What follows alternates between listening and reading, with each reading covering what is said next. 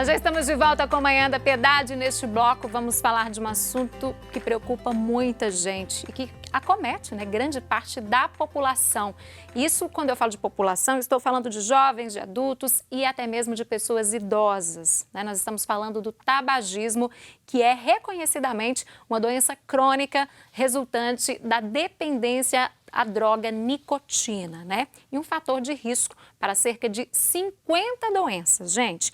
Entre elas, câncer, doenças cardiovasculares e também respiratórias. De acordo com dados da Organização Mundial de Saúde, o tabagismo é a principal causa de morte que poderia ser evitada em todo o mundo, viu? Sendo o causador de 63% daquelas doenças crônicas não transmissíveis. E no Brasil, estima-se que o tabagismo seja responsável por 200 mil mortes ao ano. Bom, então sobre este assunto eu vou conversar agora aqui no programa com o Dr. Leonardo Brandi, que é cirurgião torácico. Dr. Leonardo, bom dia. Bem-vindo aqui à Manhã da Piedade. Bom dia, obrigado pelo convite. Quando nós falamos de tabagismo, nós estamos falando de quê, na realidade, doutor? Bom, tabagismo é quando você tem o consumo das substâncias derivadas do tabaco. Ele pode ser o inalatório, que é o mais comum, que é o mais perigoso, inclusive, que a gente tem visto pelo tabaco, pelo cigarro, charuto e tudo mais.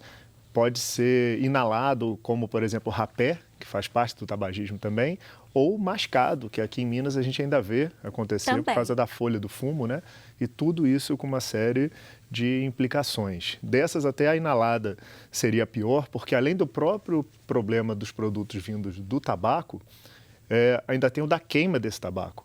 Então, dá mais de 4.700 substâncias conhecidas que podem causar dano à saúde. E dessas aí, pelo menos 60 a gente tem certeza que estão relacionadas ao câncer.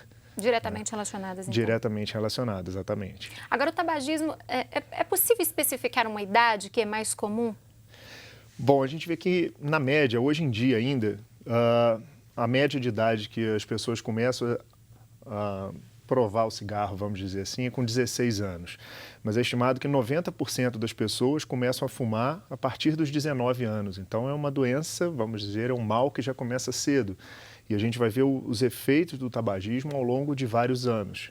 Quanto mais tempo a pessoa fumar, mais problemas de saúde ela poderá ter no futuro. Exato. Quanto mais tempo, isso é correto. Essa relação é correta. E, por outro lado, eu acho que sempre vale muito a pena a gente falar em relação ao tabagismo, porque a gente pensa que uma forma de fazer com que a pessoa não fume é mostrando os malefícios. Sim. Mas hoje em dia a gente já tem muito acesso a essas informações. A informação está aí para todos, Está aí para todo mundo, como você mesmo falou no início da reportagem. Então a gente tem acesso a muita informação.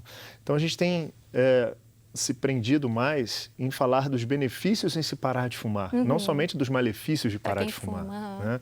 E a gente já vê que já desde o início, você ficou ali 20 minutos que você para de fumar, sua frequência cardíaca já vai melhorar. Dali a 2 horas a nicotina já não está mais circulante. Passando 24 horas, seu pulmão já volta a melhorar, oxigenar melhor, e aí por diante. Os benefícios já são sentidos de imediato, então, doutor, para quem para de fumar? De imediato você já tem alguns benefícios, independente da idade. Porque muitos falam, já fumou a vida inteira, já está com 70 e tantos, 80 anos, não vai adiantar parar de fumar agora. Exato. Adianta muito. A cada cigarro que você fuma, você vai ter mais prejuízos, são cumulativos. Tudo bem que existem fatores que você vai levar, por exemplo, 5 anos para diminuir o risco do acidente vascular cerebral, do derrame, 10 anos para diminuir o infarto, 15 anos para diminuir o risco do câncer. Porém, com poucas horas, você já tem alguns benefícios que seu corpo sente diretamente. Até a questão de você sentir um gosto das coisas. Você leva aí, muda, em poucos dias, isso já retorna.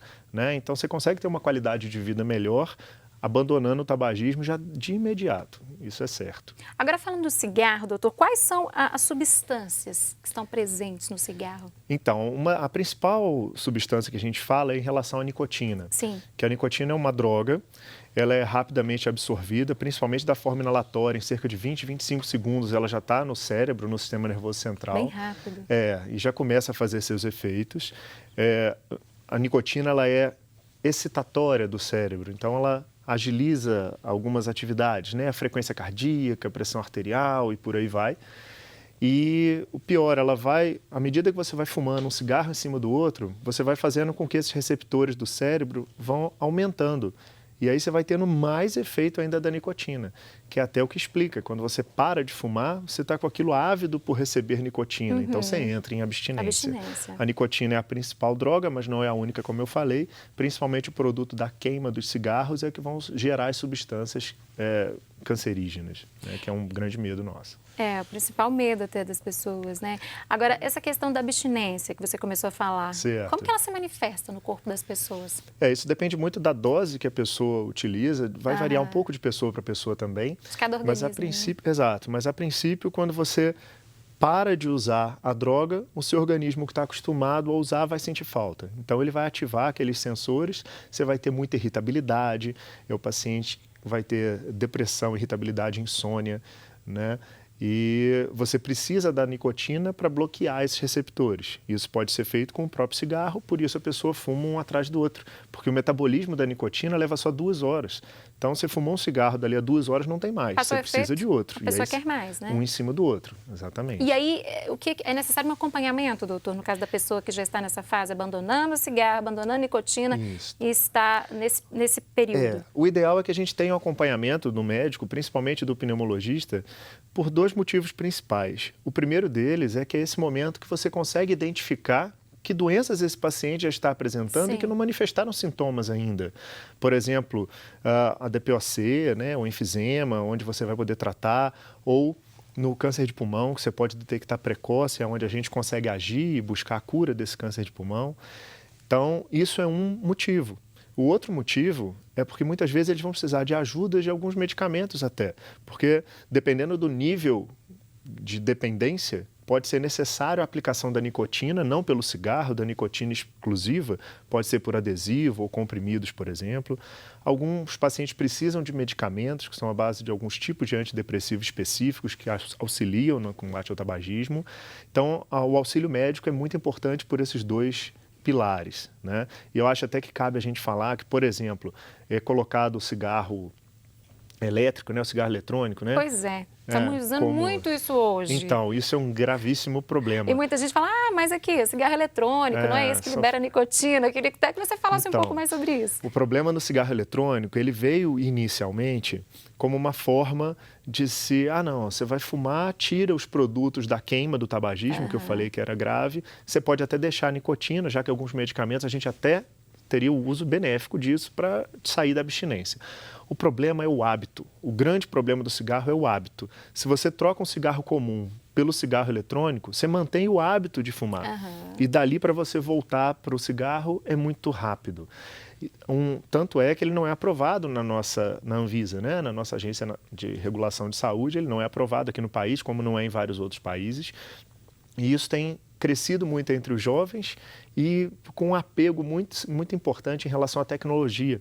Para você ter ideia, alguns desses cigarros, por exemplo, você carrega na entrada USB do computador. Exatamente. Quando você conecta, ele já abre uma rede social para você se conectar a outras pessoas que fazem o mesmo tipo de uso. Então, isso é muito fácil de se manter no vício.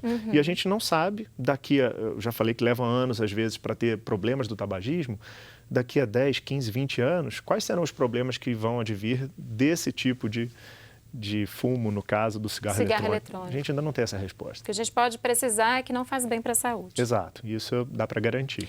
Você começou a falar de algumas doenças, né, que são provocadas, aí, que o tabagismo leva a elas. Eu queria que você frisasse um pouco mais quais são essas principais doenças, doutor. Ok. Bom, das doenças, se a gente pegar as 8 principais causas de morte no mundo, que são evitáveis, o cigarro está ocupando 6 delas. Dessas 6, a gente tem o acidente vascular cerebral, né, que seria o derrame, o infarto, né, do coração, a pneumonia, o DPOC, que é o enfisema, a própria tuberculose, que o paciente tabagista tem maior risco de ser acometido, o câncer de pulmão. Então, o câncer de pulmão, por exemplo, é o câncer mais letal dos que a gente tem. Hoje em dia, mesmo com todo o tratamento que a gente consegue oferecer, só cerca de 18% dos pacientes sobrevivem mais de 5 anos. Então, o câncer de pulmão é o mais letal. Juntando os 4 próximos, juntos, o pulmão ainda, infelizmente, mata mais do que os 4 próximos. E não é só o câncer de pulmão. A gente pode ter câncer de todo o aparelho respiratório superior, de boca, língua, bexiga. Né? O pulmão é mais comum, mas o pulmão é mais comum e é o mais letal desses que a gente está acostumado a falar relacionado ao cigarro, mas todo organismo pode ter. E as 3 principais doenças seriam do aparelho circulatório, que vai ser o infarto do coração, do aparelho do sistema nervoso central, que é o AVC, que é o derrame, né?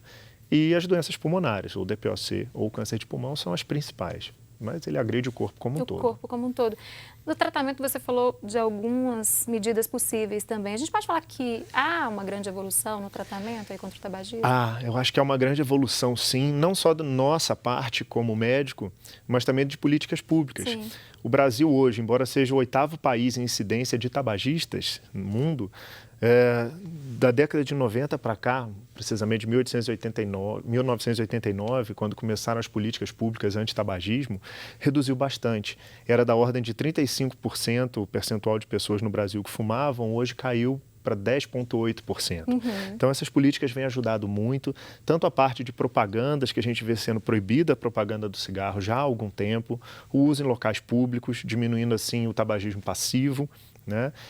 E sendo mais desconfortável para a pessoa que quer fumar, já que ela não tem o local adequado para isso. Exatamente. Né? Toda uma política de impostos sobre os cigarros, os valores. Então, tudo isso fez com que reduzisse a taxa de tabagismo. Ainda é elevada, a gente tem uma população muito grande, mas com certeza caiu bastante. Tá certo. Doutor Leonardo Brandi, agradeço muito a sua vinda aqui no programa. Prazer. Falar de um assunto tão importante que afeta diretamente a saúde de tantas pessoas, né? É verdade. Muito obrigada e um bom dia. Bom dia para vocês. Obrigado. E você aí de casa, continue conosco, viu? Nós vamos fazer uma pequena pausa no nosso programa daqui a pouquinho. Continuamos a falar sobre saúde aqui no Manhã da Piedade, né? Vamos falar sobre doação de sangue. Não saia daí.